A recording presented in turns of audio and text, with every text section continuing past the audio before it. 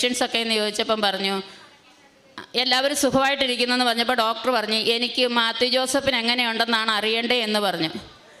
ഉടനെ അവർ പറഞ്ഞു അയ്യോ സാറേ നാളെ ഡിസ്ചാർജ് ആണല്ലോ എന്ന് പറഞ്ഞു. എന്ന് ഡോക്ടർ പെട്ടെന്ന് ഒരു ഞെട്ടലോടെ പറഞ്ഞിട്ട് പറഞ്ഞു എൻ്റെ കൈ കൊണ്ട് ഫോൺ തരാൻ പറഞ്ഞു. അപ്പം ഡോക്ടർ എന്നോട് പറഞ്ഞു അമ്മേ ഞാനാ എന്ന് പറഞ്ഞു. ഞാൻ ചോദിച്ചു ഡോക്ടറെ സാർ എവിടെയാണ് സാറേ എന്ന് ചോദിച്ച് പറഞ്ഞു ഞാനൊരു പുറത്തൊരു അത്യാവശ്യത്തിന് പോയതായിരുന്നു, ഞാൻ നാളെ ഹോസ്പിറ്റലിൽ വരും, വന്നതിന് ശേഷമേ നിങ്ങൾ ഡിസ്ചാർജ് ആയി പോകാവൂ എന്ന് പറഞ്ഞു. സാറിനെ കണ്ടിട്ടേ ഞങ്ങൾ പോകൂ എന്ന് പറയുകയും ചെയ്തു. പിറ്റേ ദിവസം സാറ് വന്നിട്ട് 2 കൈയും കൂപ്പി പിടിച്ചിട്ട് ഇങ്ങനെ നിന്നിട്ട് പറഞ്ഞു മാത്യു ചേട്ടാ ഇങ്ങനെയൊന്നും ആരും ഇവിടുന്ന് എഴുന്നേറ്റ് പോയിട്ടില്ല കേട്ടോ, ഇത് തമ്പുരാൻ്റെ വലിയ കൃപയാണെന്ന് പറഞ്ഞു. അത് സത്യമായിട്ടും മാതാവും ഈശോയുടെയും വലിയ കൃപയായിരുന്നു. അങ്ങനെ എൻ്റെ ജീവിത പങ്കാളിയെ എനിക്ക് എൻ്റെ ഈശോയും എൻ്റെ മാതാവും തിരിച്ചു തന്നു.